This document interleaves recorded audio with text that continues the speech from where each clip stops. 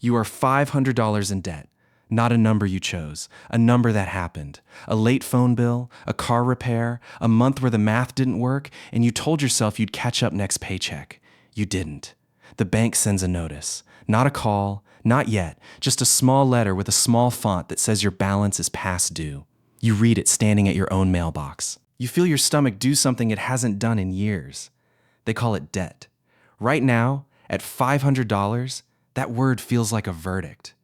By the time this video ends, you'll see that word used for something worth $500,000. And it won't mean the same thing at all. Level 1, $500. You open your banking app 4 times a day now, not because the number changes, because you're hoping it will. It doesn't. A $35 late fee lands on top of the $500, and now you owe $535 for a phone bill that was never supposed to cost more than $80. You call the number on the letter. Hold music plays for 6 minutes. A voice named Diane finally answers. Diane doesn't sound unkind.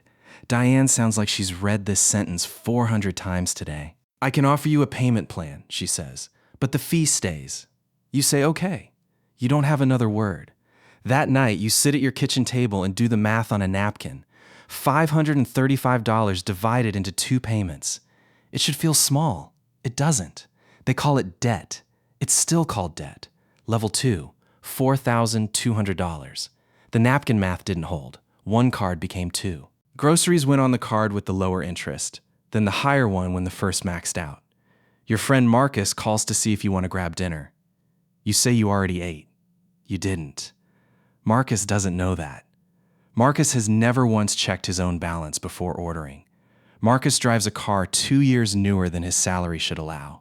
Marcus has $4,200 in debt too. You find this out by accident, at a bar, when he laughs about just paying the minimum forever. Who cares?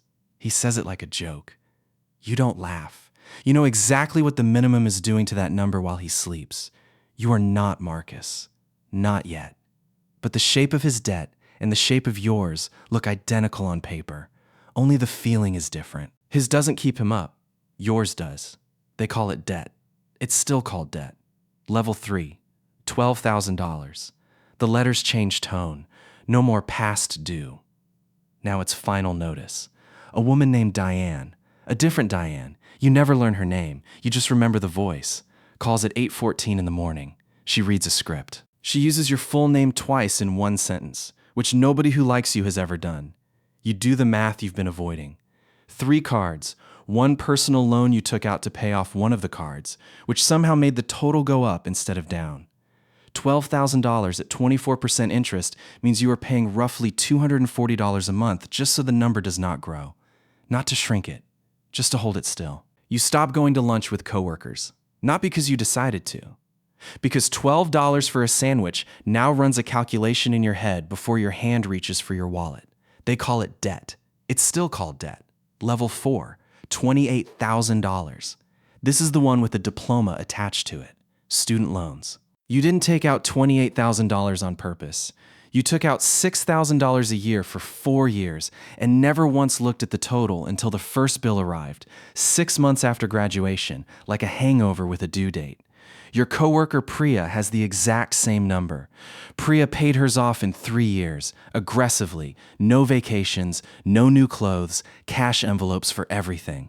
Priya is debt-free at 27. Priya is also, when you actually talk to her, no closer to owning a home, no closer to investing, no closer to anything that grows. Priya traded the loan for nothing else. She just made the number 0 and stopped there.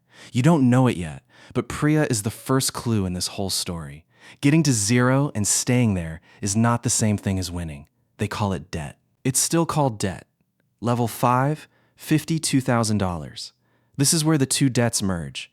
The student loan, still hanging on at $19,000, and a car loan for a used Honda that felt responsible at the time.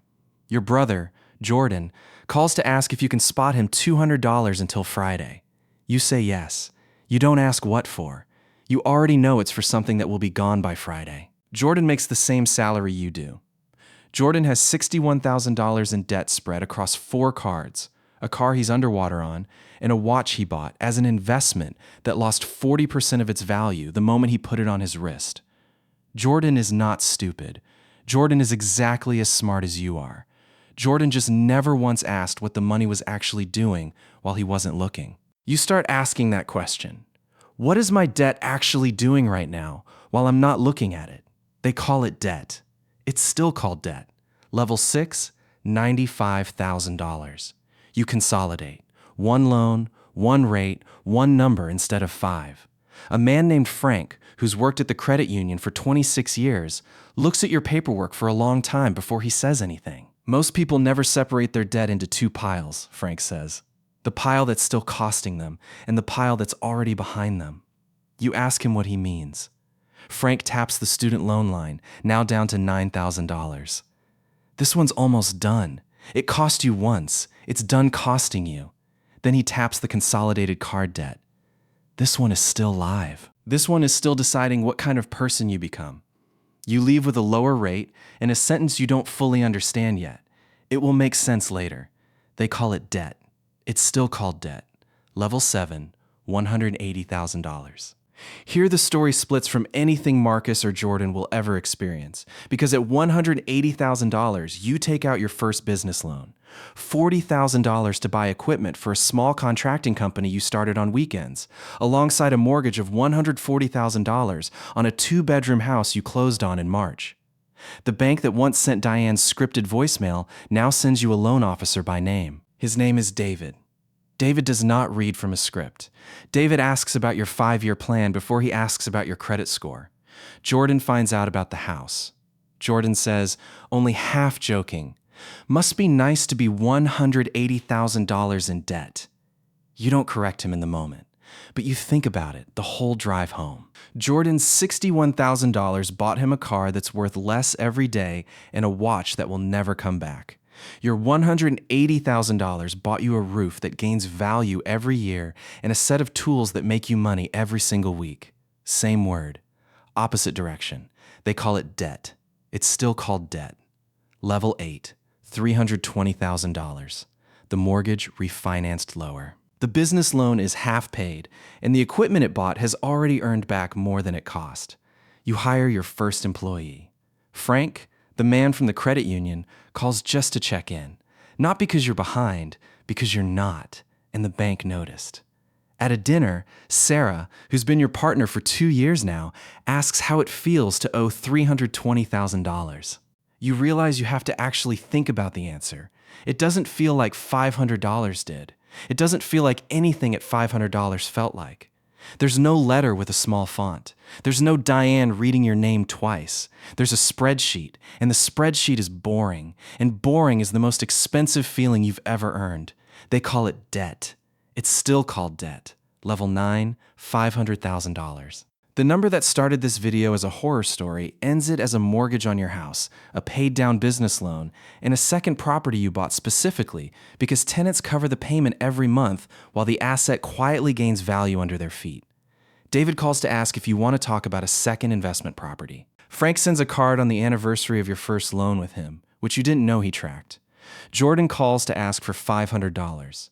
The same conversation you had with him at level 5, except now the number is 1,000 times bigger on your side and hasn't moved an inch on his. You are not richer than Jordan by accident. You are richer than Jordan because somewhere around level 6, you asked what your debt was actually doing while you weren't looking, and Jordan never did. His debt sat there, costing him. Yours went to work. They call it debt. It's still called debt. And they were never talking about the same thing. Here's what nobody tells you at $500, standing at your own mailbox with a small font letter in your hand. The word debt is doing you a disservice. It describes the shape of the transaction. You owe money, but it says nothing about the direction that money is moving. $500 in credit card debt at 24% interest is moving away from you every single month. $320,000 in a mortgage on an appreciating house is moving toward you every single month. Same word. Opposite direction. Nobody ever tells you that the number matters less than which way it's pointed. Marcus is still paying the minimum on $4,200 he had a decade ago, except now it's a different $4,200 because he never stopped adding to it. Jordan is still calling people for $200 that will be gone by Friday.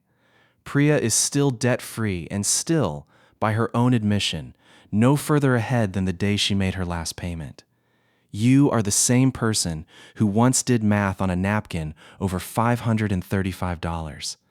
The debt didn't change who you are, but somewhere along the way, you changed what your debt was allowed to do. So if you're at $500 right now, standing at your own mailbox, feeling your stomach do that thing, the number is not the story. The direction is the story. Ask what your debt is actually doing while you're not looking.